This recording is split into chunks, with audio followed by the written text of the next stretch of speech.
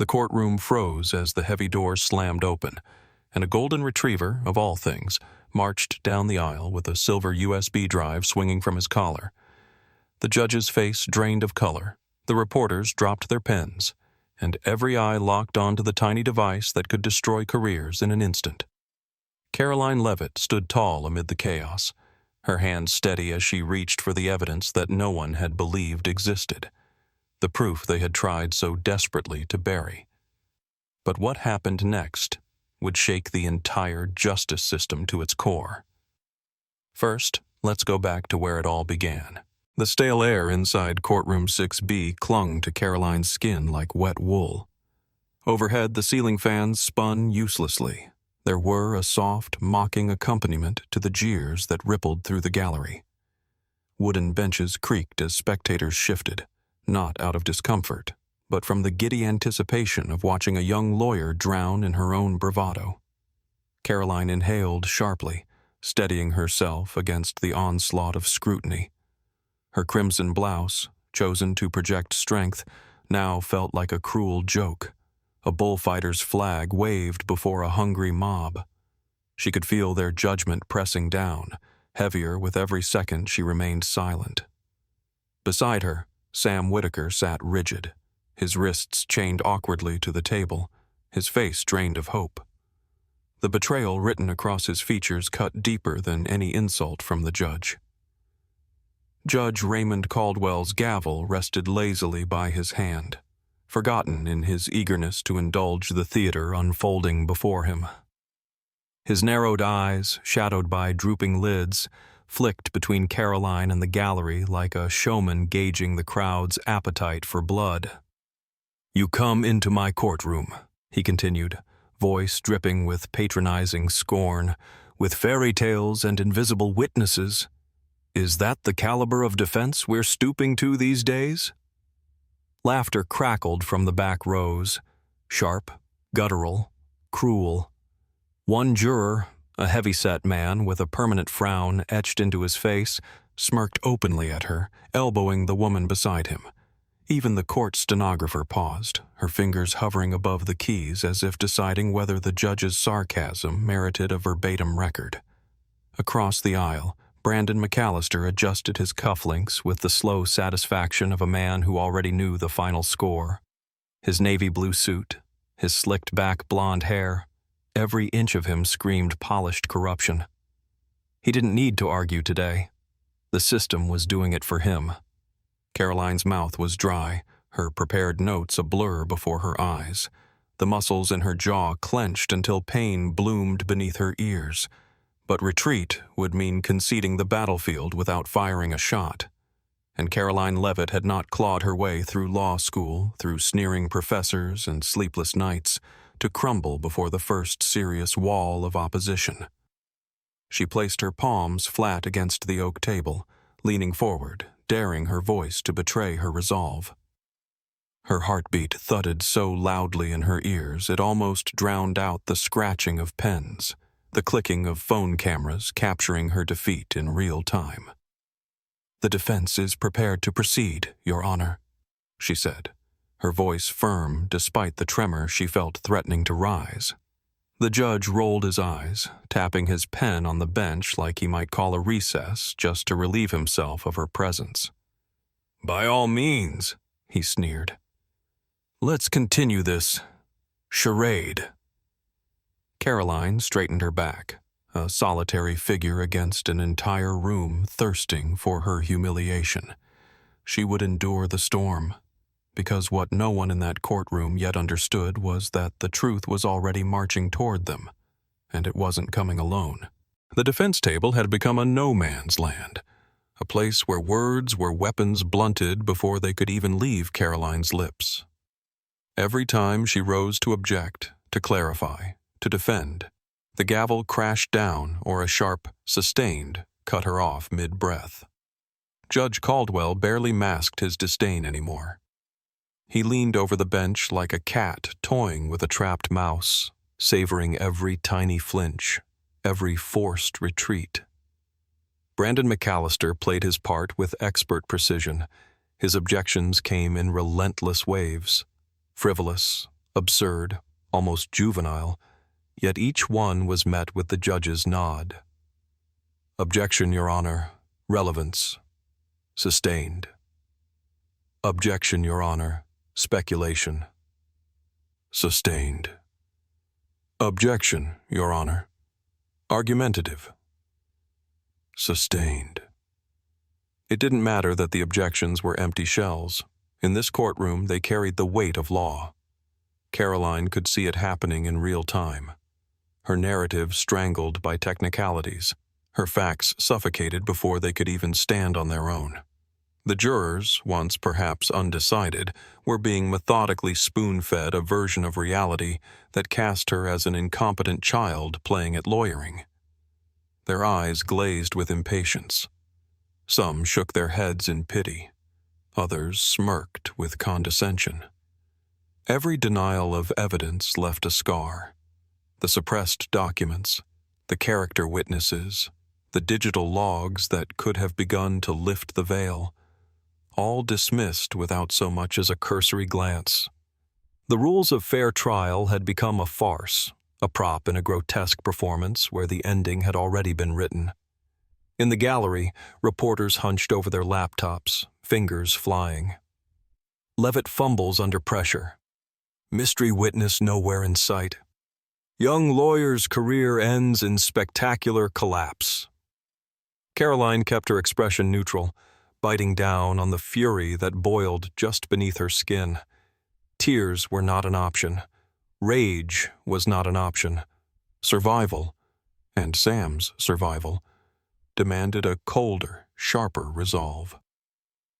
Sam Whitaker shifted behind her, the chains at his wrists rattling faintly as he sank deeper into despair. His whole body seemed to fold inward, shrinking under the weight of betrayal by the system he once trusted. Karoline could feel his pain radiating like heat, a silent scream no one else seemed to hear. Caldwell knew exactly what he was doing. So did McAllister. This wasn't a trial. It was an execution, dressed up in legal formalities and cheap theatrics. And Karoline was expected to kneel before it, humiliated and broken. But hatred, once it took root, grew fast. And somewhere deep inside her, deeper than fear, deeper than doubt, something began to coil and tighten. They wanted her to break. They would soon learn she was not made of glass. The heavy courtroom doors slammed open with a force that rattled the picture frames lining the walls. Conversation died mid-sentence. Dozens of heads twisted in unison, necks craning, eyes wide. For a heartbeat, silence stretched thin, crackling with the shock of the unexpected. And there, striding through the stunned sea of suits and whispers, came Bailey, Karoline's golden retriever, moving with the deliberate confidence of someone who knew exactly where he belonged. His paws tapped against the marble floor, each step impossibly loud in the stunned quiet. A broad, royal blue ribbon was tied neatly around his neck, and from it swung a glint of silver, a USB drive, catching the overhead lights and throwing sharp flashes into the assembled crowd. The sound of whispered confusion rippled like a current through the room. Some jurors leaned forward, their mouths slack. Reporters half rose from their seats, cell phones poised uselessly in the air. Behind the bench, Judge Caldwell's face contorted, a deep, furious crimson blooming across his cheeks and up his neck. His gavel hand twitched, hovering midair, paralyzed between slamming for order and clenching into a fist. Karoline rose slowly, her movements measured and deliberate, letting the tension stretch taut as piano wire. Every inch of her radiated defiance. Suppressing the grin that fought to rise, she knelt and unclipped the USB from Bailey's collar. The dog, oblivious to the courtroom's spiraling chaos, wagged his tail with cheerful oblivion, his tongue lolling as if this were nothing more than a new game he was winning. Karoline stood, holding the tiny device like a weapon. "This," she said, her voice ringing clear and defiant through the cavernous room, "is the witness you laughed at, Your Honor." A low gasp fluttered through the courtroom. Caldwell's mouth opened, then closed again, at a loss for words for the first time that day. Without waiting for permission, Karoline marched to the evidence computer. Fingers steady now, fueled by something molten and unstoppable inside her, she inserted the drive. The monitor flickered to life. A series of videos bloomed across the screen, grainy at first, but sharpening into horrifying clarity. Senior officials, caught on hidden cameras, laughing over falsified reports, exchanging envelopes stuffed with cash, manipulating the evidence that had landed Sam Whitaker in chains.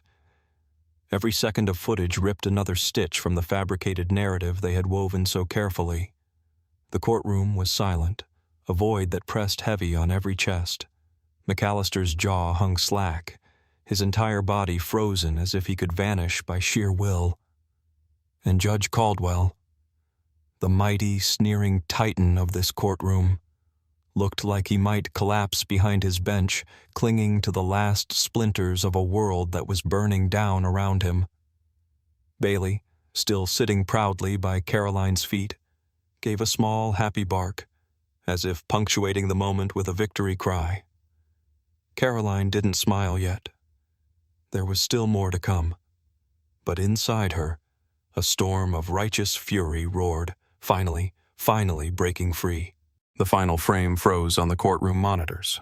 A damning still of Judge Caldwell shaking hands with a known lobbyist, stacks of cash winking from the corner of the frame. The silence that followed was not the tense quiet of before. It was heavier, deeper. The breathless void that only comes when everything familiar crumbles in an instant. Reporters who once sharpened their pens against Karoline now hammered their keyboards with frenzied urgency. Flashbulbs exploded like fireworks. The headlines practically wrote themselves. Hero Dog exposes corruption.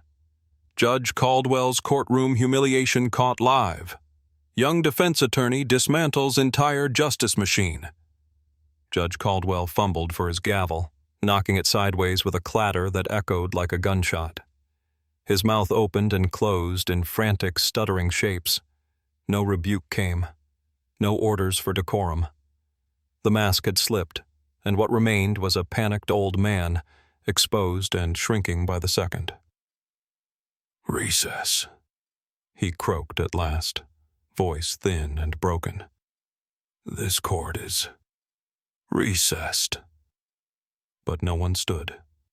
No one moved to obey. The back doors swung open again. Not with drama this time, but with grim authority. Federal agents flooded in, their Navy windbreakers emblazoned with golden letters, DOJ.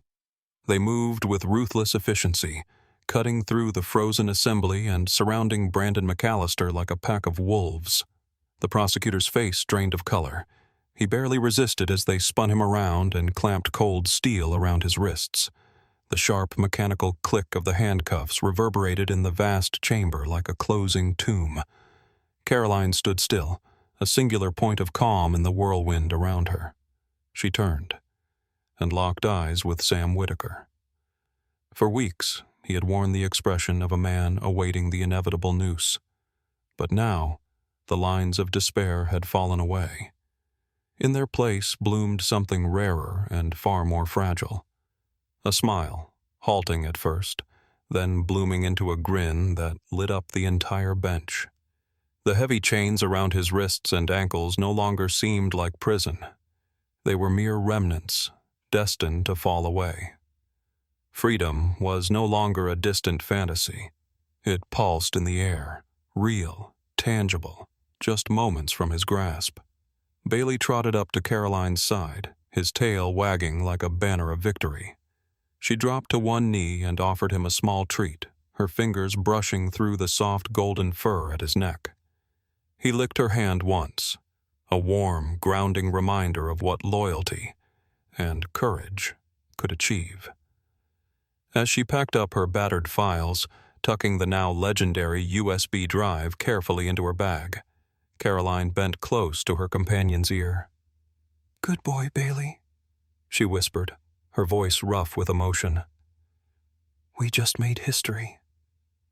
The first slow clap started from somewhere near the jury box, hesitant, uncertain, then another and another, until the courtroom, that same courtroom that had sneered and laughed and jeered, erupted into a rising wave of applause, rolling toward her like a tide. For the first time that day, the sound wasn't a weapon. It was a triumph. And Karoline stood tall in the center of it, letting the moment, their moment, wash over her without apology or fear.